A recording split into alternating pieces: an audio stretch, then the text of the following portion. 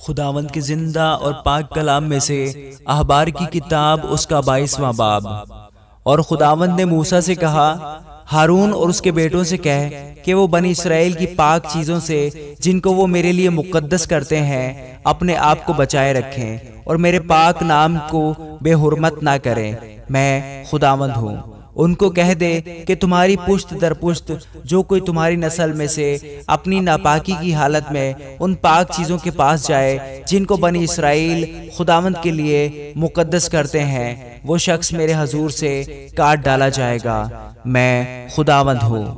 ہارون کی نسل میں جو کوڑی یا جریان کا مریض ہو وہ جب تک پاک نہ ہو جائے پاک چیزوں میں سے کچھ نہ کھائے، اور جو کوئی ایسی چیز کو جو مردہ کے سبب سے ناپاک ہو گئی ہے یا اس شخص کو جس کی دھات بہتی ہو چھوئے، یا جو کوئی کسی رینگنے والے جاندار کو جس کے چھونے سے وہ ناپاک ہو سکتا ہے چھوئے، یا کسی ایسے شخص کو چھوئے جس سے اس کی ناپاکی خواہ وہ کسی قسم کی ہو اس کو بھی لگ سکتی ہو، تو وہ آدمی جو ان میں سے کسی کو چھوئے شام تک ناپاک رہے گا، اور جب تک پانی سے غسل نہ کر لے پاک چیزوں میں سے کچھ نہ کھائے، اور وہ اس وقت پاک ٹھہرے گا جب آفتاب غروب ہو جائے، اس کے بعد وہ پاک چیزوں میں سے کھائے کیونکہ یہ اس کی خوراک ہے۔ اور مردار یا درندہ کے پھاڑے ہوئے جانور کو کھانے سے وہ اپنے آپ کو نجس نہ کر لے، میں خداوند ہوں۔ اس لیے وہ میری شرع کو مانے تا نہ ہو کہ اس کے سبب سے ان کے سر گناہ لگے اور اس کی بے حرمتی کرنے کی وجہ سے وہ مر بھی جائیں، میں خداوند ان کا مقدس کرنے والا ہوں۔ کوئی اجنبی پاک چیز کو نہ کھانے پائے،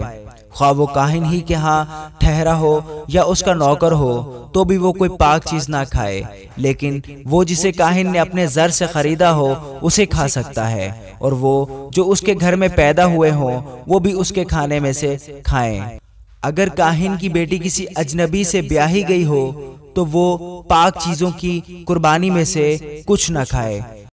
پر اگر کاہن کی بیٹی بیوہ ہو جائے یا مطلقہ ہو اور بے اولاد ہو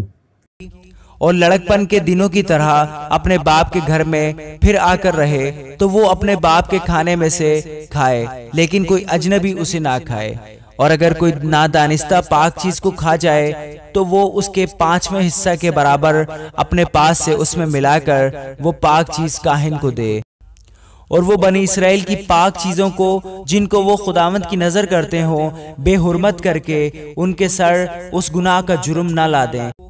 جو ان کی پاک چیزوں کے کھانے سے ہوگا، کیونکہ میں خداوند ان کا مقدس کرنے والا ہوں۔ اور خداوند نے موسیٰ سے کہا، ہارون اور اس کے بیٹوں اور سب بنی اسرائیل سے کہہ کہ اسرائیل کے گھرانے کا یا ان پردیسیوں میں سے جو اسرائیلیوں کے درمیان رہتے ہیں جو کوئی شخص اپنی قربانی لائے، خواہ وہ کوئی منت کی قربانی ہو یا رضا کی قربانی،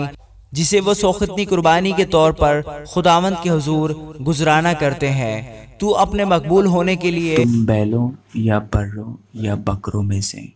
بے عیب نر چڑھانا، اور جس میں عیب ہو اسے نہ چڑھانا، کیونکہ وہ تمہاری طرف سے مقبول نہ ہوگا۔ اور جو کوئی اپنی منت پوری کرنے کے لیے یا رضا کی قربانی کے طور پر گائے، بیل یا بکری، اور جو کوئی اپنی منت پوری کرنے کے لیے یا رضا کی قربانی کے طور پر گائے، بیل یا بھیڑ بکری میں سے سلامتی کا ذبیحہ خداوند کے حضور گزرانے، تو وہ جانور مقبول ٹھہرنے کے لیے بے عیب ہو، اس میں کوئی نقص نہ ہو۔ جو اندھا یا شکستہ عضو یا لولا ہو یا جس کی رسولی یا کھجلی یا پپڑیاں ہوں، ایسوں کو خداوند کے حضور نہ چڑھانا، اور نہ مذبح پر ان کی آتشین قربانی خداوند کے حضور گزراننا۔ جس بچڑے یا برے کا کوئی عضو زیادہ یا کم ہو اسے تو رضا کی قربانی کے طور پر گزران سکتا ہے، پر منت پوری کرنے کے لیے وہ مقبول نہ ہوگا۔ جس جانور کے خصیے کچلے ہوئے یا چور کیے ہوئے یا ٹوٹے یا کٹے ہوئے ہوں اسے تم خداوند کے حضور نہ چڑھانا، اور نہ اپنے ملک میں ایسا کام کرنا، اور نہ ان میں سے کسی کو لے کر تم اپنے خدا کی غذا پردیسی یا اجنبی کے ہاتھ سے چڑھوانا، کیونکہ ان کا بگاڑ ان میں موجود ہوتا ہے، ان میں عیب ہے، سو وہ تمہاری طرف سے مقبول نہ ہوں گے۔